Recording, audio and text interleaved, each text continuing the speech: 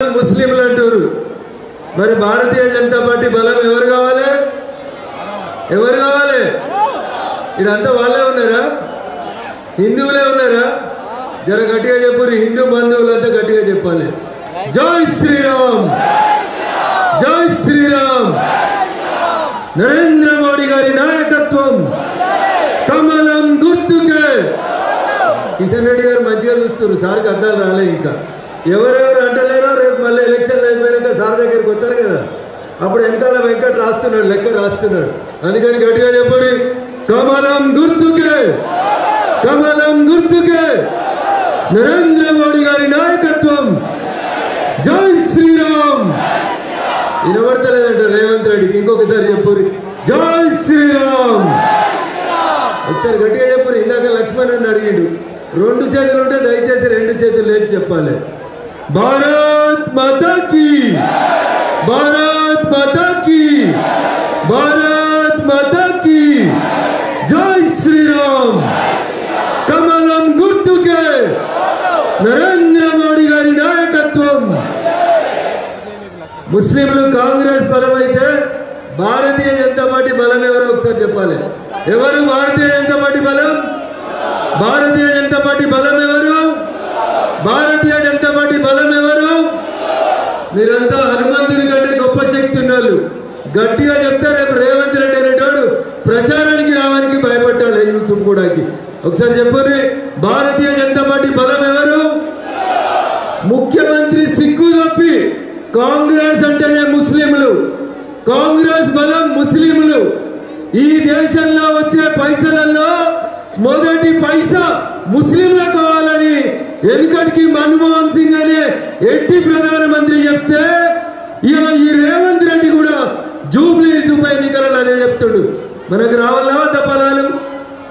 చప్పుడు ఫలాలు హిందువులకు రావాలా వద్దా? పెద్దమ్మ గుడికి జాగా కావాలా వద్దా? మరి కబ్రస్థానికి 2500 గజాలు ఇచ్చే ధైర్యం చేసిన రేవంత్ రెడ్డి పెద్దమ్మ గుడికి 500 ఇవ్వాలా వద్దా? ఇవ్వకపోతే ఏం చేయాలి?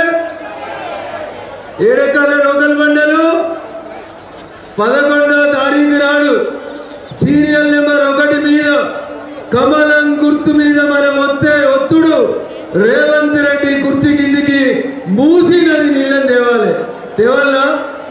తెస్తామనడం చేతులెత్తురి. రేవంత్ రెడ్డి కుర్చీ కిందికి నీళ్లు తెస్తాం. 11వ తారీఖున సీరియల్ నెంబర్ 1 కమలం గుర్తు మీద ఓటేస్తామనడం గారు చేయలేత్తురి. కెమెరాలన్నీ తీస్తున్నాయి. మరి చూడరు, మా జనసేన వాళ్ళు ఎత్తుతలేరు. 2 చేతులు ఎత్తురి వాయిస్ పిల్లగాళ్ళు. ఎంత సీరియల్ నెంబర్ ఎంత? సీరియల్ నెంబర్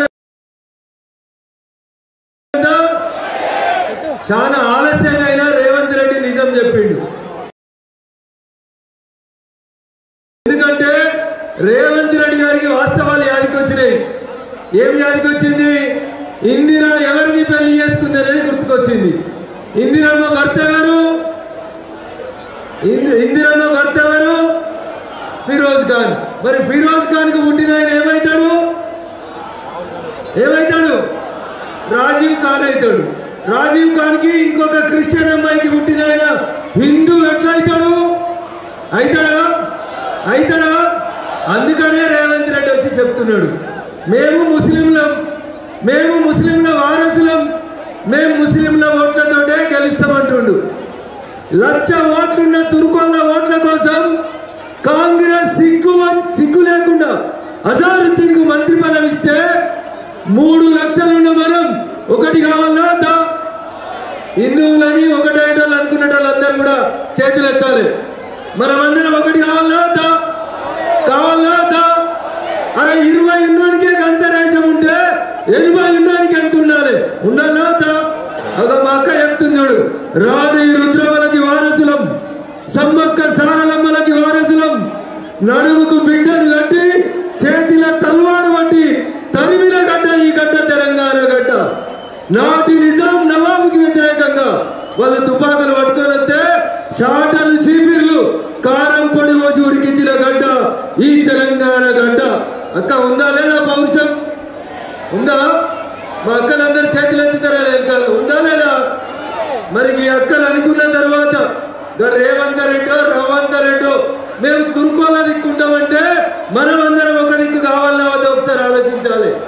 నేను మిమ్మల్ని కొట్టుమంటలేను, తిట్టుమంటలేను, రేవంత్ రెడ్డి ఇంటి మీద రాళ్ళేయమంటలేను. ఒక్కటే ఒక్క పని చేయాలి మనందరం. ఏం చేయాలక 11వ తారీఖు నాడు పొద్దుగాల 5 గంటలకు లేచి స్నానం చేసి ఇంట్లో దేవుని దగ్గరికి పోయి దండం పెట్టి ఆ హనుమంతుని బలం నాకు రావాలి, సీరియల్ నెంబర్ 1 లంకాల దీపక్ రెడ్డికి కమలం గుర్తు మీద ఓటేసి గెలిపించాలని నేను నాతో పాటు నా ఇంట్లో అందరం పువ్వు గుర్తు కోటేస్తామని మీరందరూ ప్రమాణం చేస్తే కాంగ్రెస్ కు డిపాజిట్ వస్తుందా? 3 మనం ఉంటే 1 వాళ్ళు ఉన్నారు. వస్తుందా? వస్తుందా? సప్పుడేరే వస్తుందా? అందుకని ఒకసారి ఆలోచించాలి. మాట్లాడితే బీజేపీ మతం పేరు మీద రాజకీయం చేస్తుంది. ఎవడురా అన్నాడు? ఎవడురా అన్నాడు? కాంగ్రెస్ అంటే తుర్కోళ్ళని నువ్వే చెప్పినవరా? మరి కాంగ్రెస్ అంటే ముస్లింలు అయితే బీజేపీ అంటే హిందువులని మేము అంటున్నాం. అక్క తప్ప? తప్ప? ఎవరు రెచ్చగొట్టిండు? ముఖ్యమంత్రి రెచ్చగొట్టిండు. మేము వస్తే పొలాలు తుర్కోళ్ళకి ఇస్తామన్నాడు. మనకు రావాలా వద్దా పొలాలు? మన చదువుకున్న వాళ్ళకి ఉద్యోగాలు రావాలా వద్దా? రావాలా వద్దా? బీసీలకు మంత్రి పదవి రావాలా వద్దా? మరి అజారుద్దీన్కి బీసీ కోటా కింద ఇస్తే ఇంకా 2 బీసీలకు ఇవ్వాల్సిన మంత్రి పదవులు ఖాళీ ఉన్నాయి. ఇచ్చిండా రేవంత్ రెడ్డి? ఇచ్చిండా? మరి మన బీసీ బిడ్డల పౌరుషం చూపెట్టాలా వద్దా? చూపెట్టాలా వద్దా? మీరు మెత్తగా ఉన్నారు, సప్పుడు ఇనొత్తలేదు. ఆల్ ఇండియా ఓబీసీ మోర్చా అధ్యక్షుడు లక్ష్మణ్ నిలబడితేనే మీరు ఇంత మెత్తగా మాట్లాడితే ఇక రేవంత్ రెడ్డికి భయం ఎట్లా వస్తుంది? రేవంత్ రెడ్డి భయపట్టాలంటే అరే వారి బీసీ కోటా కింద అజారుద్దీన్కి ప్రత్యేకంగా ప్రమాణ స్వీకారం చేయించిన నువ్వు మా బీసీల మీద ప్రేమ ఉంటే సగం మంత్రి పదవులు మాకు ఇవ్వాల్సింది ఉండే అని అడగాలనా వద్దా? ఇయ్యనందుకు నీకు బుద్ధి చెప్తామని చెప్పాలనా వద్దా?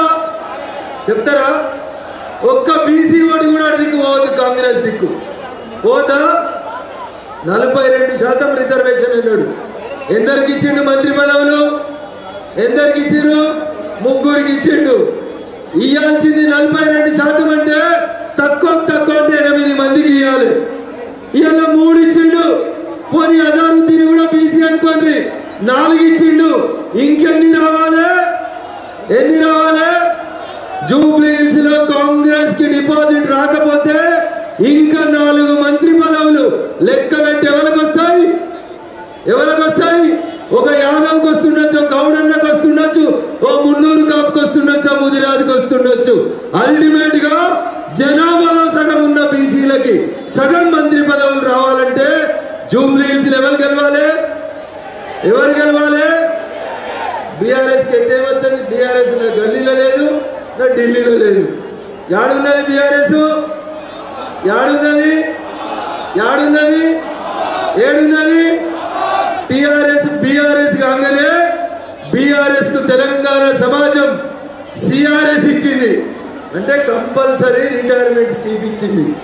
బాబు నువ్వు బాగా కష్టపడ్డావు, 10 ఏళ్ళు మస్తుగా దోసినావు, దోసింది చాలు, తిన్నది సరిగా అరుగుతలేదు బాబు, పోయి వ్యవసాయం చేసుకో అని చెప్పి టీఆర్ఎస్ పార్టీని తీసుకుపోయి ఏడబెట్టిరు ప్రజలు. ఏడా? అయినా బుద్ధి రాలే యువరాజుకు. వచ్చిందా? వచ్చిందా? నడుస్తుండే భూమి మీద నడతలేడు. ఎవరుండే తెలంగాణకి 10 ఏళ్ళు మున్సిపల్ మంత్రి? ఎవరుండే? 10 ఏళ్ళు తెలంగాణలో టీఆర్ఎస్ అధికారంలో ఉన్నప్పుడు జూబ్లీ హిల్స్ ఎమ్మెల్యే ఎవరుండే? ఎవరుండే? ఏ పార్టీ అయిన ఉండే? మరి మోరీలకి ఇట్లెందుకున్నాయన్నా? బాగా చదువుకున్నాడు కదా కేటీఆర్. కంప్యూటర్లలో యూసుఫ్గూడలో, రహమత్ నగర్లో, బోరబండలో మోరీలు కనబడలేదా? 10 ఏళ్ళు కేటీఆర్కి కనబడ్డాయా? మొన్న ఎంపీ ఎలక్షన్లలోనే టీఆర్ఎస్కి 20,000 ఓట్లు రాలే. ఎన్ని రాలే? ఎన్ని రాలే? 20,000 ఓట్లు వచ్చినాయి. భారతీయ జనతా పార్టీ అభ్యర్థిగా పోటీ చేసినటువంటి మన ప్రియతమ నాయకులు, మీ పార్లమెంట్ సభ్యులు గౌరవనీయులు గంగాపురం కిషన్ రెడ్డి గారికి 65,000 పైచీల కోట్లు వచ్చినాయి. కాంగ్రెస్కి ఎన్ని వచ్చినాయి? అప్పుడు 80,000 వచ్చినాయి. ఎంత తేడా ఉంది మరి ఇద్దరికి? ఎంత? 15,000. ఈడికి వచ్చిన మీరు ఒక్కొక్కరు 10 ఓట్లు వేపిస్తే గెలుస్తామా గెలవమా? గెలుస్తామా గెలవమా? నేను నా వంతుకు 10 ఓట్లు వేపిస్తానంటే వాళ్ళు చేతులు ఎత్తురు. నేను నా వంతుకు బీజేపీకి 10 ఓట్లు వేపిస్తానంటే వాళ్ళు చేతులు ఎత్తాలి. ఇక్కడ కూర్చున్నాక జర నిలబడరు. ఇక అయిపోయింది. లక్ష్మణ్ మాట్లాడిండు, శంకర్ గౌడ్ గారు మాట్లాడారు. ఈ ఒక్కరు మీ ఎంపీ గారు మాట్లాడతారు. గట్టిగా చెప్పాలి మీరు నినాదాలు. ఎవరు గెలవాలి? ఎవరు గెలవాలి? కొంతమంది కావాలని సోషల్ మీడియాలలో పోటీ బీజేపీకి 3rd ప్లేస్ అని చెప్పి కొంతమంది మూర్ఖులు మాట్లాడుతున్నారు. వారి ఒక్కసారి ఇక్కడికి వచ్చి యూసుఫ్ కూడా ఈ మీటింగ్ చూడండి. మీరు పైసలు ఇస్తే కూడా ఇంతమందికి ఇంతసేపు నిలబడరు. బీజేపీ బలం, బీజేపీ కార్యకర్తల బలం. వారి మాకు టీవీ లేకపోవచ్చు, పేపర్లు లేకపోవచ్చు. బీజేపీకి ఉన్న బలం జై శ్రీరామ్ అనేటువంటి మా కార్యకర్తల బలం తప్ప ఇంకొకటి కాదు. బిడ్డ మేమందరం ఒక్కసారి గట్టిగా నినదిస్తే పాకిస్తాన్ దాకా వారిపోతాడు రేవంత్ రెడ్డి అనేట ఆయన. పంపాలనా వద్దా? రేవంత్ రెడ్డిని దించాలనా వద్దా? దించాలంటే గెలవాల్సింది ఎవరు? ఏం చేయాలి మనం ఈ 4 రోజులు? ఇంటింటికి పోయి కడుపులో తల పెట్టాలి. వాడు 3,000 ఇచ్చినా, 5,000 ఇచ్చినా, 10,000 ఇచ్చినా అవి మొత్తం దోసుకున్న పైసలే. ఇక్కడ కేవలం కార్యకర్తల కష్టంతో భారతీయ జనతా పార్టీ నరేంద్ర మోడీ గారి నాయకత్వంలో ముందుకు పోవాలంటే ఇందాక పెద్ద లక్ష్మణ్ గారు చెప్పినట్టు ఇవాళనే బీహార్లో మొదటి విడత ఎన్నికలు పూర్తయినాయి.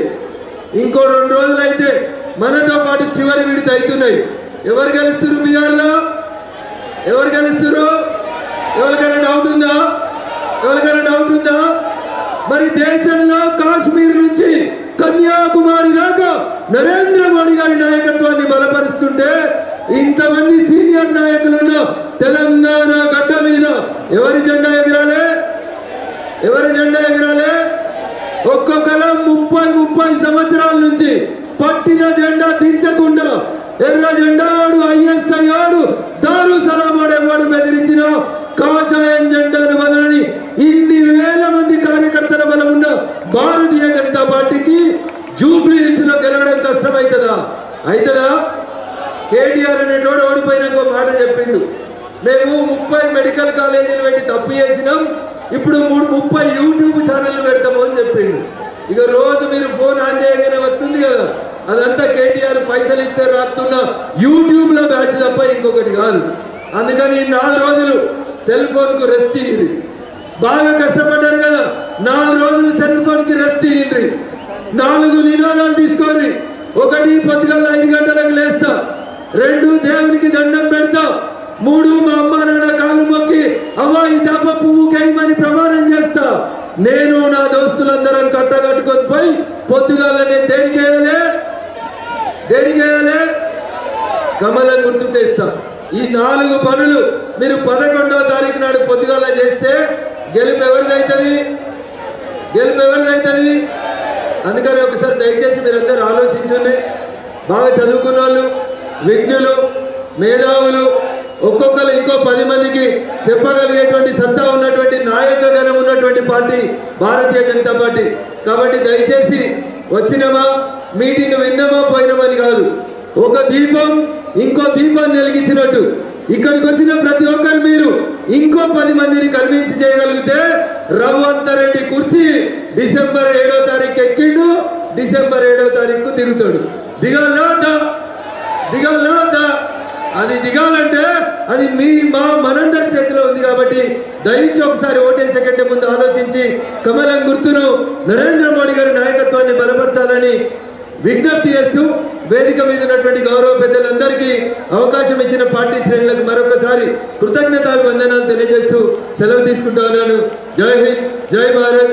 గట్టిగా చెప్పాలి. కిషన్ రెడ్డి గారు మాట్లాడే కంటే ముందు గట్టిగా దద్దరిల్లాలి. యూసుఫ్ కూడా కమలం గుర్తుకే. అక్కడ నేను చాలా మొండని, అందరు 2 చేతులు లేపి కమలం గుర్తుకే మన ఓటు అనేదాకా నా గొంతు అట్లే వస్తూనే ఉంటుంది. కమలం గుర్తుకే.